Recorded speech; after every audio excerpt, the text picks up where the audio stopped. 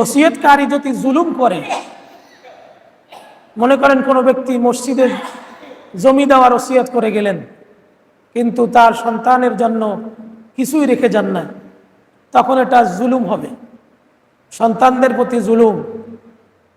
যা ওসিয়ত করা হয়েছে তিনি বলবেন আপনার এই ওসিয়ত ঠিক নেই, আপনি 1/3 অংশ দান করেন, 2 অংশ সন্তানদের জন্য রাখেন।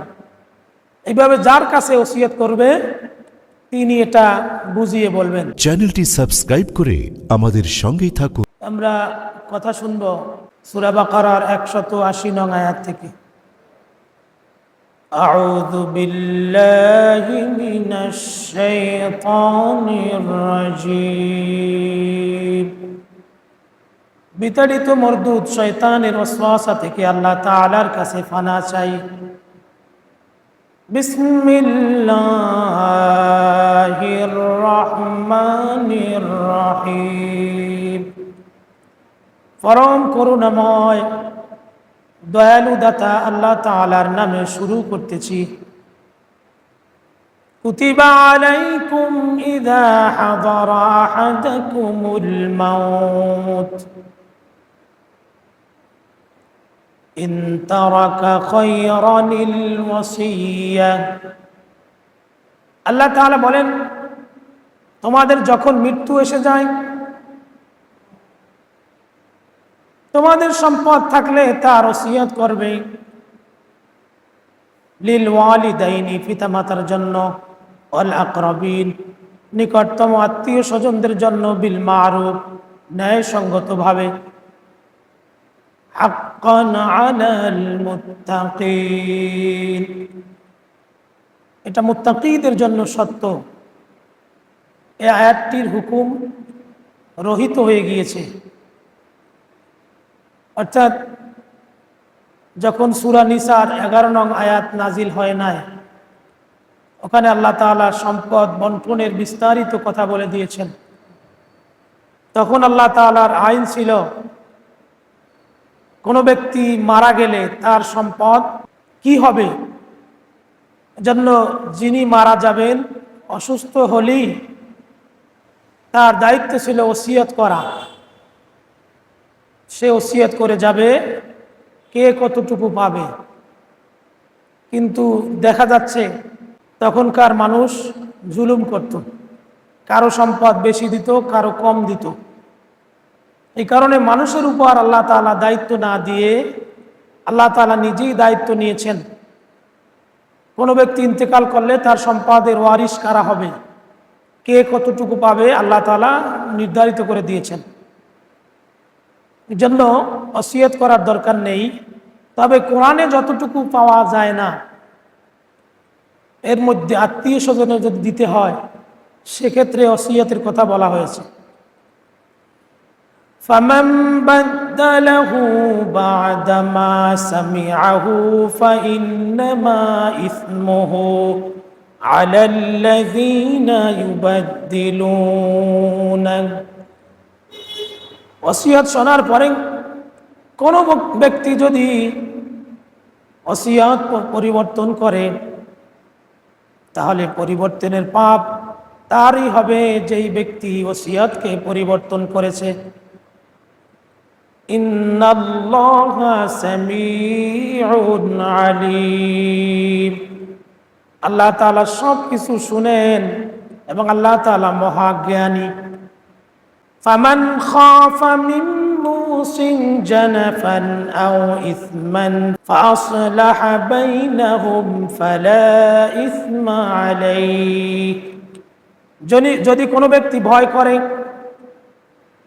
জানাফান আও ইসমান, যে ওসিয়তকারী কোনো ব্যক্তি পক্ষপাতিত্ব করবে, অর্থাৎ ওসিয়ত করতে গিয়ে কোনো সন্তানকে বেশি দিবে বা কাউকে কম দিবে, যদি পক্ষপাতিত্ব করে, এখানে সন্তান কতটুকু পাবে মৃত্যু ব্যক্তির সম্পদ, এটা আল্লাহ তাআলা বন্টন করে দিয়েছেন।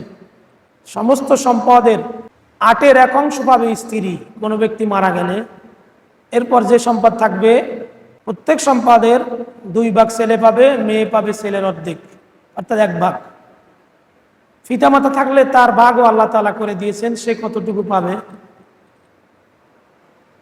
এখন এর বাহিরে যেটা আল্লাহ তাআলা বলেন নাই, রাসূল সাল্লাল্লাহু আলাইহি ওয়াসাল্লাম বলেছেন অথবা তিনিও বলেন নাই, এরকম যদি সম্পদ দিতে হয় তাহলে সেক্ষেত্রে আল্লাহ তাআলা ওসিয়ত করতে বলেছেন।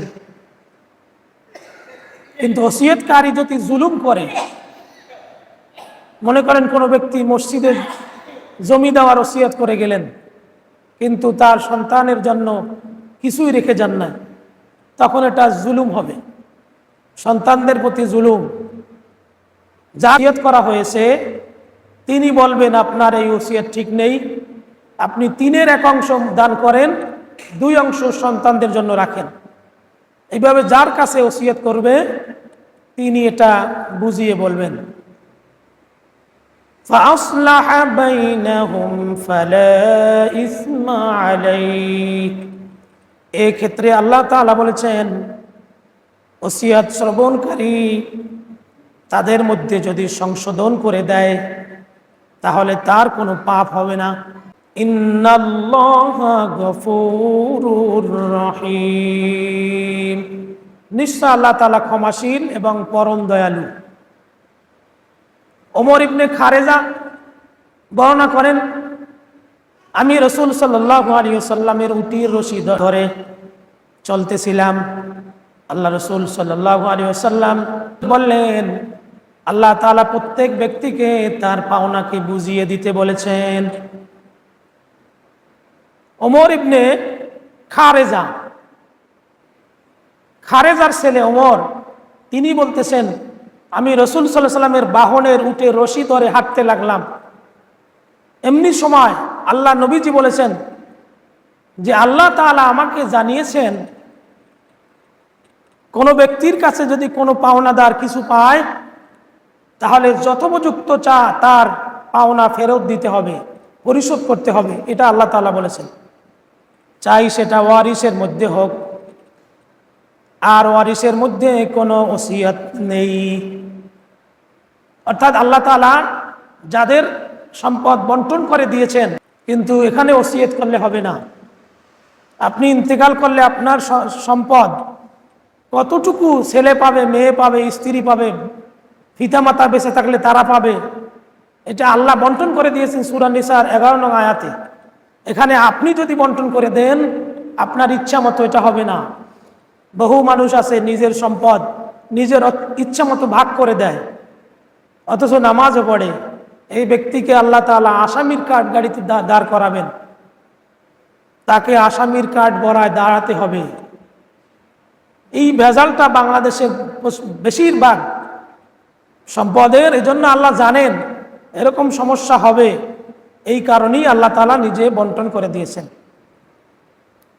সাদ ইবনে মালিক রাদিয়াল্লাহু তাআলা আনহু বর্ণনা করেন, আল্লাহ রাসূল সাল্লাল্লাহু আলাইহি ওয়াসাল্লাম আমার অসুখ দেখতে এসেছিলেন।